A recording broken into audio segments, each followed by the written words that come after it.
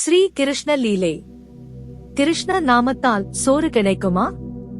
ஒரு கிராமத்தில் வேலையில்லாத இளைஞன் ஒருவன் ஊர் சுற்றித் திரிந்தான். அங்குள்ள குளக்கரையில் இருந்த கிருஷ்ணன் கோயிலில் திருவிழா விமரிசையாக நடந்து கொண்டிருந்தது.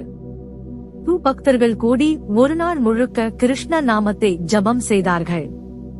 வேலையில்லாத இளைஞனுக்கு அந்த நாமத்தை கேட்கும் வாய்ப்பு ஏற்பட்டது. கிருஷ்ணா என்ற இந்த வார்த்தையில் என்னதான் இருக்கிறது என்று அவன் சிந்தித்தான். விடை தெரியவில்லை. அங்கிருந்த பெரியவரிடம், கிருஷ்ணா கிருஷ்ணா என்று கூச்சல் போடுகிறீர்களே, அதனால் என்ன கிடைத்துவிடும்? எனக்கு பசிக்கிறது. உங்களுடைய கிருஷ்ணனால் எனக்கு சோறு போட முடியுமா என்று கத்தினான். பெரியவர் அந்த இளைஞனிடம், கிருஷ்ண நாமத்தை சொன்னால் சோறு மட்டுமல்ல, நீ எதை வேண்டுகிறாயோ அது கிடைக்கும் என்றார். இளைஞனுக்கு கிருஷ்ண மந்திரத்தின் மீது சிறிதும் நம்பிக்கையில்லை என்றாலும் அந்த பெரியவர் சொல்கிறாரே என்பதற்காக கிருஷ்ண நாமத்தை சொல்ல முடிவெடுத்தான். ஊருக்கு அடுத்தாற்போல் இருந்த காட்டு பகுதிக்கு சென்று தனியாக அமர்ந்தான். அவன் வாயில் கிருஷ்ணா என்பதை தவிர வேறு வார்த்தை வரவில்லை. திடீரென்று அந்த பக்கம் யாரோ வருவது போல சப்தம் கேட்டதும் ஒரு மரத்தின் மீது ஒளிந்து கொண்டான் இளைஞன். ஒரு வழிப்போக்கன் அந்த மர நிழலில் அமர்ந்து அவன் கொண்டு வந்த கட்டுச் சோற்றை சாப்பிட்டான். அசதியில் அங்கேயே தூங்கிவிட்டான். இளைஞனோ கண்ணை மூடியபடி மரத்தில் அமர்ந்தே கிருஷ்ண நாமத்தை ஜபித்துக் கொண்டிருந்தான். சிறிது நேரத்தில் கண் விழித்து பார்த்தவனுக்கு ஒரு ஆச்சரியம் காத்திருந்தது. இன்னொரு கட்டு சாதத்தை மரநிழலில் மறந்து வைத்துவிட்டு வழிப்போக்கன் சென்று விட்டான். கிருஷ்ணநாம மகிமையால் தான் இந்த சாதம் தனக்கு கிடைத்தது என்று எண்ணி வேகமாக மரத்தை விட்டு கீழே இறங்கினான். ஆனால் வந்த வேகத்தில் அவன் அப்படியே நின்றுவிட்டான்.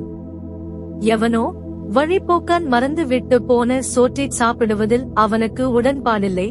உண்மையில் கிருஷ்ண நாமத்திற்கு மகிமை இருக்குமானால் இந்த சாப்பாட்டை சாப்பிடும்படி நிர்பந்தம் ஏற்படும் வரை பட்டினியாகவே இருப்பது என்று முடிவெடுத்தான்.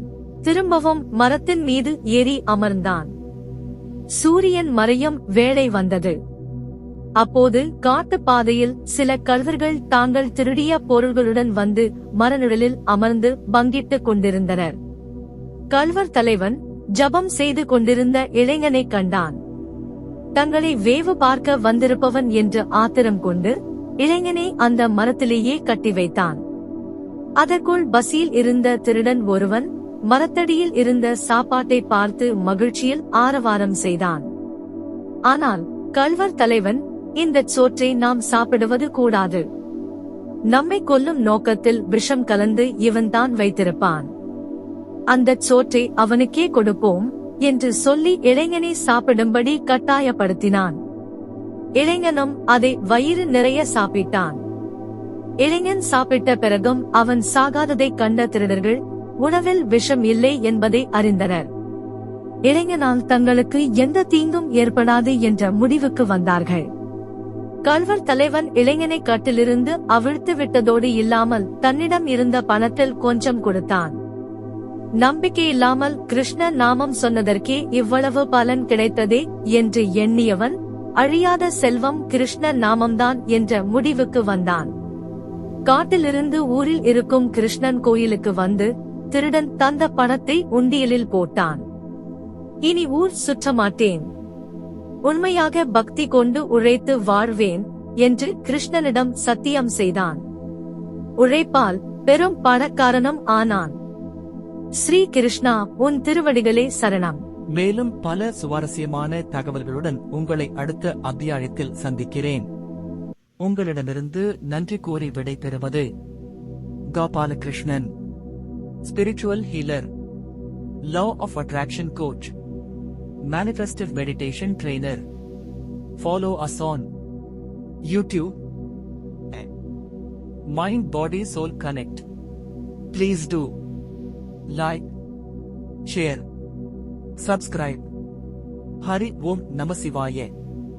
Om Sai Ram. Gurudevaya Tatta.